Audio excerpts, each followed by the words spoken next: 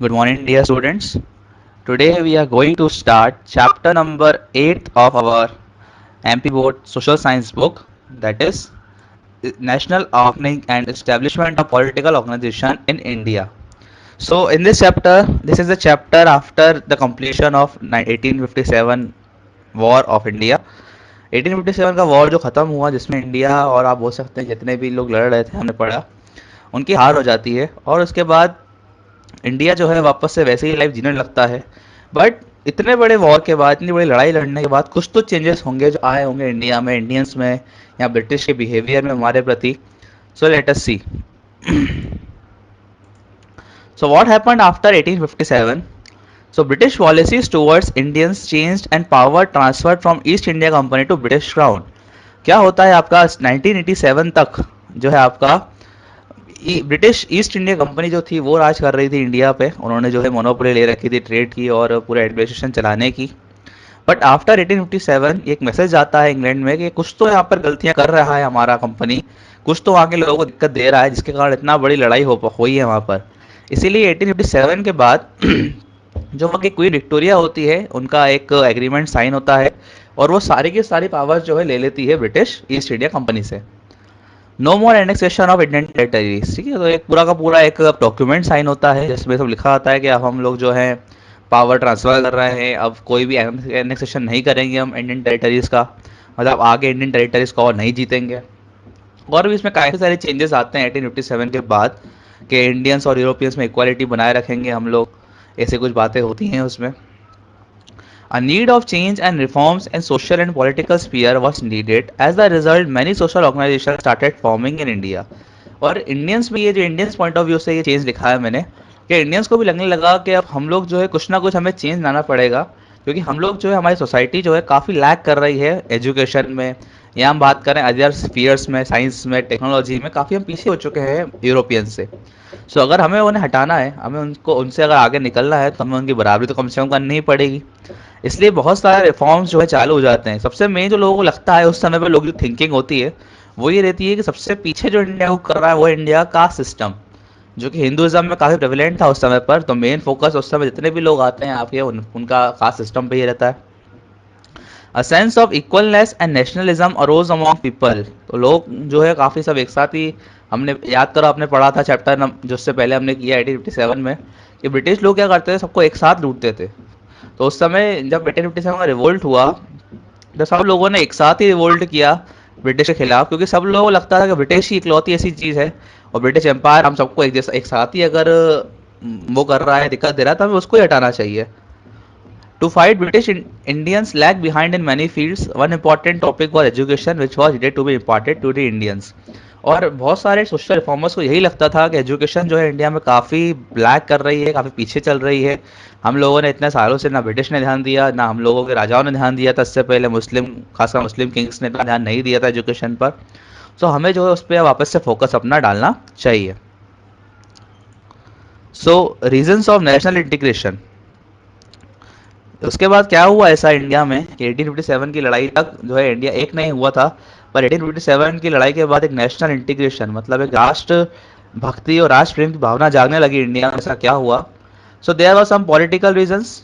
क्या थे वो? तो crown rule in India started treating all Indians as one empire and all Indians as equals, which help India to come together in this role of Indian railways can also be seen. So Indian British crown ने क्या declare कर दिया था कि अब हम लोग सारे के सारे इंडियंस को जो है एक जैसा ट्रीट करेंगे, सारे सारे इंडियंस को यूरोपियंस के साथ भी एक जैसा ट्रीट करेंगे। तो इससे क्या हुआ, इंडिया का कास्ट सिस्टम नेग्लेक्ट हो गया। इंडिया इंडियंस तो क्या कहते थे कि हम एक जैसा ट्रीट नहीं करेंगे, हम ब्राह्मण हमारे लिए सबसे ऊपर है, शूद्र हमारे लिए सबसे नीचे है। ब्रिटिश ने कहा नहीं भैया, अगर हमारे यहाँ दो लोग खड़े हैं कोर्ट में, एक तरफ ब्राह्मण है, एक तरफ शूद्र है, तो हम जो भी जस्टिस डिसाइड करेगा दोनों को इक्वली लेकर डिसाइड करेगा। ऐसा नहीं है कि ब्राह्मण है तो उसी को जीतना है, शूद्र है तो वो केस हारेगा कुछ भी करके, ऐसा नहीं होगा इंडिया में।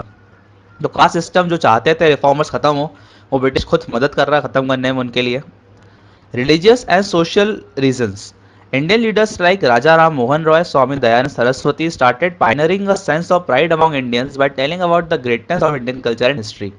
सो ये जो कुछ लीडर्स थे आपके जिन्होंने काफ़ी पढ़ाई वढ़ाई कर रखी थी उस समय पे, राजा राम मोहन राय, स्वामी दयानंद सरस्वती, इसमें और भी नाम है काफ़ी सारे, ईश्वर चंद्र विद्यासागर, परमानंद, तो इन्होंने क्या किया, इंडियन इंडियन कल्चर के बारे में काफ़ी पढ़ रखा था और उसको फिर लोगों तक पहुंचाया न्यूज़पेपर्स और मीडिया के माध्यम से कि ऐसा नहीं है, क्योंकि उस समय ब्रिटिश लोगों ने हवा बना दिया था इंडिया में that Europeans are far more better race than Indians. Europeans जो है बहुत ज़्यादा आगे हैं इंडियंस से, और इंडियंस कहीं भी जो है मैच नहीं करते ब्रिटिश और वाइट से, और वाइट को हराना इम्पॉसिबल है।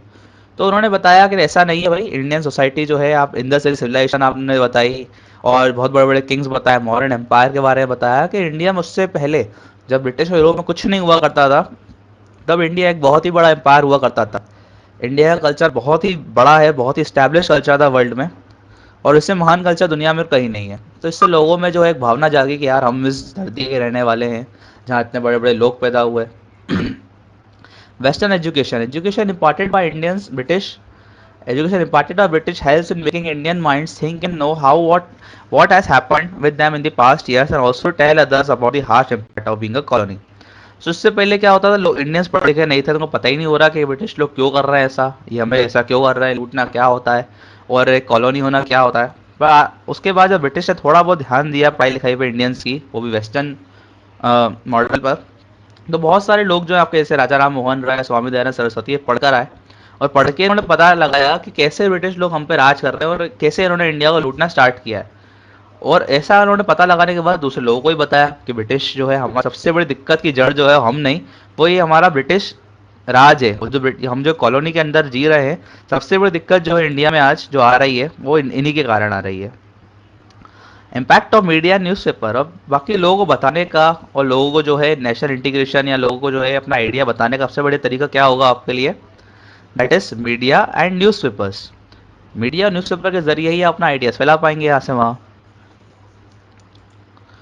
सो एक एल्बर्ट बिल कंट्रोवर्सी हुई थी आपकी, अभी याद करिए, हमने अब थोड़ी देर पहले आपको बताया कि ब्रिटिश चाहते थे अपनी नई पॉलिसी में 1857 के बाद कि इंडियंस और ब्रिटिश यूरोपियंस को जो है एक जैसा ट्रीट किया जाए। तो उसी के लिए, उसी के हिसाब से जो है एक एल्बर्ट बिल आया इंडिया में। So it was introduce by Lord Ripon. Lord Ripon जो सर वाइसरॉय थे इंडिया के, वो लेकर आए, प्रिपेयर किया था इसको लॉ मेंबर एल्बर्ट ने। क्या था इस बिल में, according to this bill an Indian magistrate and session जजेस were given entitlement to hear criminal cases against Europeans. So इसमें जो है राइट दिए गए कि अगर कोई जज है, इंडियन है वो, और सामने जो है विक्टिम जो है आपका एक यूरोपियन है, ओके, तो इससे पहले क्या होता था कि अगर कोई यूरोपियन खड़ा है कटघरे में, तो उसका केस सुनने के लिए भी कोई यूरोपियन होना चाहिए, इंडियन नहीं। ठीक है, देखिए इससे क्या होगा, एक भावना तो ऐसी ही जग गई, अगर यूरोपियन ही जज है, यूरोपियन ही विक्टिम है, तो ये बहुत ही रेयर केस होगा कि इस यूरोपियन को सजा दी जाए। पर इसलिए एल्बर्ट बिल ये लेकर आता है कि हम लोग जो है ऐसा ना करके, कि इंडियन को भी जज जो है उसको भी पावर दे सके कि वो यूरोपियन के केस जो है सुन सके, सुलझा सके। पर बाद में क्या हुआ, the bill was rejected by Europeans and Ripon due to heavy pressure has to drop the bill. बाद में यूरोपियंस ने बहुत इसका जो है विरोध किया कि नहीं नहीं नहीं, ये नहीं होना चाहिए, इसलिए बिल को ड्रॉप करना पड़ा। This become a controversy as Indians come to note that they are never going to be equals to Europeans till they are under, और till they are under Europe और ब्रिटिश, और Indian लिख दिया मैंने, till they are under British rule. ठीक है, तो ये सब वादे जो हुए थे पहले, इंडियंस को पता चल गया कि भाई ये सब झूठे वादे थे। ओके, हम लोग जो है कभी भी, जब तक ब्रिटिश हमारे ऊपर रूल कर रहा है, कभी भी इंडियंस और यूरोपियंस इक्वल नहीं हो सकते, चाहे कितना भी कुछ कर ले, क्योंकि एक अटेम्प्ट हुआ था इक्वल करने के लिए कुछ हद तक, पर उसको भी इन्होंने मना कर दिया। Organisation prior to Indian National Congress, ठीक है, तो हमने बहुत सारे लोग ये कहते हैं कि इंडियन नेशनल कांग्रेस ही जो है इकलौती ऐसी पॉलिटिकल पार्टी आई इंडिया में, पॉलिटिकल ऑर्गेनाइजेशन इंडिया में आई। पर ऐसा नहीं है, उससे पहले काफ़ी सारी ऑर्गेनाइजेशन इंडिया में और आई जिन्होंने पहले पॉलिटिकल फाउंडेशन जो है बनाया इंडिया में। सबसे पहला नाम उनमें आता है राजा राम मोहन रॉय और उनके ब्रह्म समाज का। So he was also called as father of Indian renaissance. Renaissance मतलब इंडिया में चेंज आना सबसे पहले स्टार्ट इन्होंने किया। फाउंडेड द ब्रह्म समाज इन 1828। प्रायर टू इट फाउंड आत्मीय सभा इन 1814। 1814 में, इससे पहले उन्होंने एक आत्मीय सभा बनाई थी, पर बाद में उसका नाम चेंज करके इन्होंने 1828 में ब्रह्म समाज कर दिया उसको। Through his Samaj he wanted to purify Hinduism and teach monotheism. ठीक है, ये चाहते थे प्यूरिफाई करना हिंदुइज्म को, चाहते थे कास्ट सिस्टम खत्म हो जाए हिंदू से, और मोनोथिज्म चाहते थे ये बनाना। मोनोथिज्म का मतलब होता है कि एक ही भगवान की पूजा की जाए, क्योंकि इन्होंने कहा कि लगभग सारे के सारे ग्रंथ पढ़ लिए, सारे के सारे जो रिलीजियस टेक्स्ट होते हैं सब पढ़ने के बाद इस नतीजे पे पहुंचे कि भगवान तो एक ही है। ये सब नाम अलग अलग दिए गए, भगवान एक ही है। इसलिए सब लोग चाहते थे कि सब लोग एक ही भगवान को पूजें, ना कि अलग अलग के धर्म वर्म में लड़ाई वड़ाई हो। He wanted to take Indian society out of caste dilemma, but his death in 1833 was a setback for his society. 1833 में इनकी डेथ हो जाती है, इसलिए सोसाइटी जो है इनकी ब्रह्म समाज आगे नहीं बढ़ पाता है। इसको जो आगे ले जाते हैं आपके ईश्वर चंद्र विद्यासागर ले जाते हैं इसके बाद से, और ये उसके बाद हो जाता है ब्रह्म समाज ऑफ इंडिया हो जाता है वो। नेक्स्ट इज प्रार्थना समाज। It was founded by Atmaram Pandurang with help of Keshav Chandra Sen in 1867। They wanted to spread ideas about caste and communal barriers in development of India. Mahadev Govind Ranade also joined it. तो ये एक और आपका ऑर्गेनाइजेशन आई प्रार्थना समाज।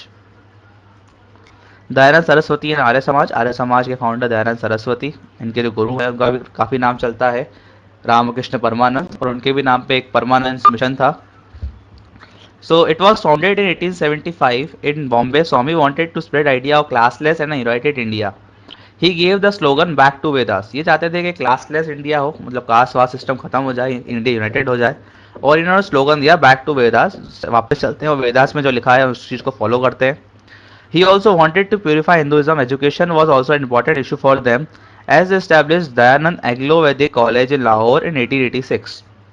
तो इन्होंने जो है दयानंद एंग्लो वैदिक कॉलेज बनाया लाहौर में 1886 में, जो कि काफ़ी इंपॉर्टेंट हुआ इंडिया में आगे जाके, और काफ़ी सारे लीडर्स और भी निकल के आए हैं इस कॉलेज से, जैसे लाला हरदयाल, और भी काफ़ी सारे बड़े बड़े लीडर्स के नाम इस कॉलेज से निकल कर आते हैं आपके।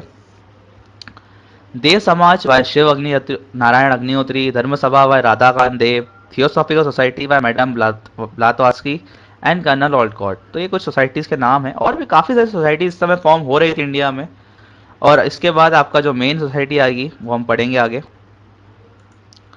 सिग्निफिकेंस ऑफ दिस ऑर्गेनाइजेशन, इनका सिग्निफिकेंस क्या आ रहा है इंडियन सीन में। So this organisations paved the way for Indians to come forward and take part in politics या सोशल मूवमेंट्स में पार्ट लेने के लिए जो है इन ऑर्गेनाइजेशंस ने इंडियंस को आगे लाया, इंडियंस को एक मंच प्रोवाइड करवाया। A young and energetic middle class emerge in India. ठीक है ना, यंग एनर्जेटिक के अलावा हम ये भी ले सकते हैं यंग एनर्जेटिक एंड एजुकेटेड, क्योंकि सिर्फ एजुकेटेड लोग ही जो है इनको जो ये ऑर्गेनाइजेशन में पार्ट ले रहे हैं। How to treat British and how to expel British to approve their demands. तो इनको पता चल गया था कैसे ब्रिटिश लोगों के साथ मिलकर या उनको जो है उनको मनाकर जो अपनी काम निकलवाने हैं। They received a sense of pride among Indians, और लोगों के मन में जिन्होंने जो है भावना जगाई कि हाँ हम भी कुछ हैं, हम भी कुछ इंडियंस हैं, ऐसा नहीं कि हम जो है कुछ भी नहीं है ब्रिटिश के और यूरोपियंस के सामने। As most of the members of the societies are elitist who are educated since hence they form a narrow social base, hence it did not reach to the Indian masses। ये एक minus point था इन organisations का, कि इन organisations के जो members थे वो सिर्फ एलिटिस्ट थे, जो पढ़े लिखे लोग थे उस समय के, जो यूरोप में पढ़ के आए थे इंग्लैंड में, सिर्फ वही लोगों को ये बातें समझ में आती थी इनकी क्या करना चाह रहे हैं, क्यों करना चाह रहे हैं।